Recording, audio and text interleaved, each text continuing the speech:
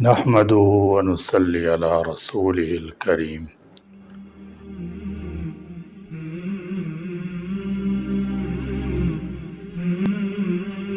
وطن عزیز کی انتظامیہ کا ہجوم بڑھتا چلا جا رہا ہے۔ انتظامیہ کے اخراجات کے نام پر آئے دن ملکی خزانے پر ڈاکے پہ ڈاکہ ڈالا جا رہا ہے۔ ترقیاتی اخراجات کے نام پر لوٹ مار کا وہ بازار گرم کیا گیا۔ آپ چند قسم کے ٹیکسوں پر ہی ایک نظر کریں۔ مثال کے طور پر اگر موٹر وے پر اسلام آباد کی طرف سے لاہور آئیں تو ٹول پلازہ پہ 1 درجن سے زیادہ بوتھ ہیں۔ ہر بوتھ میں ایک محتاط اندازے کے مطابق 1 منٹ میں 6 گاڑیاں گزرتی ہیں، اور یہی ایک بوتھ 1 گھنٹے میں 360 گاڑیوں کی گزرگاہ ہے۔ اسی طرح 12 عدد بوتھ سے 4320 گاڑیاں 1 گھنٹے میں گزرتی ہیں،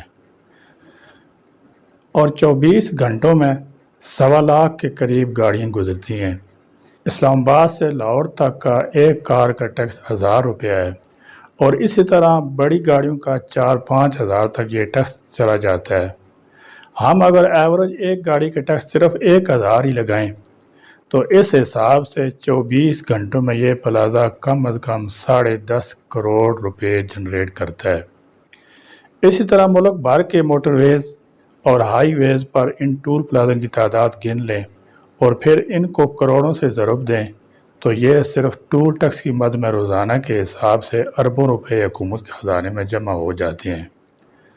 آپ جس گاڑی میں سفر کر رہے ہیں اس میں پیٹرول کی مد میں کم از کم 1 لیٹر پر 50 روپے ٹیکس کاٹا جا رہا ہے۔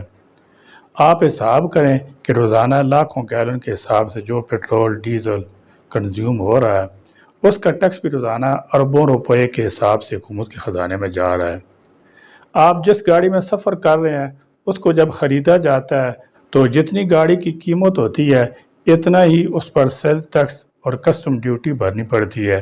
آپ جس گاڑی کو اپنے پاس رکھتے ہیں اس کی سالانہ ایکسرسائز ڈیوٹی بھی اربوں میں جمع ہوتی ہے۔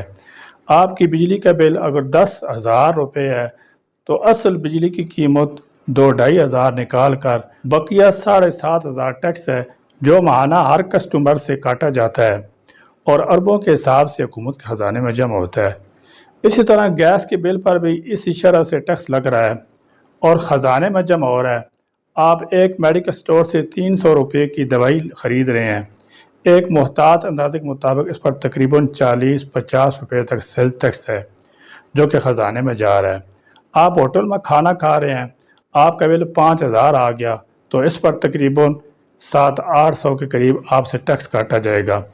آپ اپنے مکان کا نقشہ پاس کروا رہے ہیں اور آپ کسی بھی ڈیولپمنٹ ادارے کے دفتر جائیں تو لوگوں کی قطاریں لگی ہوئی ہوں گی جن سے 40 سے 50 ہزار روپے فی نقشہ فیس جمع کی جائے گی، یہ بھی خزانے میں جمع ہوتا ہے۔ آپ جس گھر میں رہ رہے ہیں اس گھر کا سالانہ ٹیکس آپ نے خزانے میں الگ سے جمع کروانا ہوگا۔ آپ گھر کے لیے خوراک کی مد میں اگر خریداری کر رہے ہیں اس پر بھی آپ نے ٹیکس دینا ہوگا۔ آپ پڑھ رہے ہیں اور اپنے لیے کتابیں، کاپیاں، اسٹیشنری خرید رہے ہیں، اس پر بھی آپ ٹیکس دے رہے ہیں۔ آپ کسی سیاسی ٹور پر جا رہے ہیں تو کئی جگہوں پر ناکے لگے ہوتے ہیں اور TMA کے نام پر آپ سے ٹیکس لیا جاتا ہے۔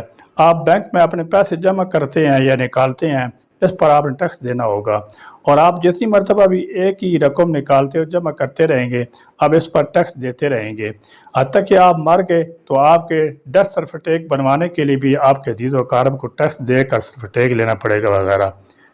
اس قسم کے سینکڑوں ٹیکس ہیں، مگر سوال یہ ہے کہ جس ملک میں اربوں خربوں کے ٹیکس روزانہ کی سطح پر اکٹھے ہو رہے ہیں وہ کیوں مفلوک الحال ہے اور دنیا کے سامنے کیوں ہاتھ پھیلا رہا ہے؟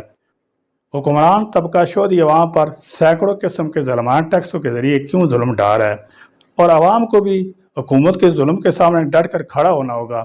آئے روز بجلی، گیس اور پیٹرولیم مصنوعات کی قیمتوں میں اضافہ سے ملک عزیز کے تمام طبقات شدید پریشان ہیں۔ مفت بجلی دینے کا اعلان کرنے والوں نے عوام کی زندگیوں سے کھیلنا شروع کر دی ہے، عوام کو مزید ٹیکسوں کے نیچے دبانا چاہتے ہیں۔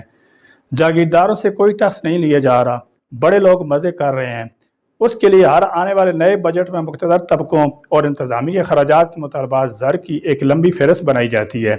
اخراجات جاریہ کا حجم بڑھتا ہی جا رہا ہے اور ترقیاتی اخراجات کے نام پر بھی جو رقومات رکھی جاتی ہیں ان میں بھی وزیروں اور انتظامی افسروں کا کمیشن پیش نظر ہوتا ہے۔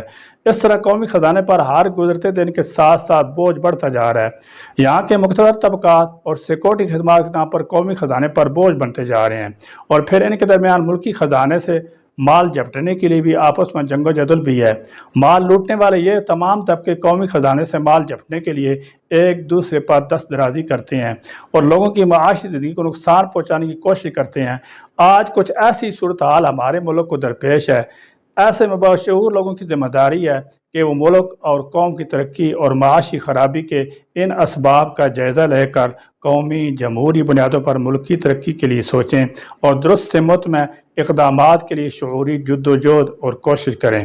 اللہ ہمارے ملک کی حفاظت فرمائے۔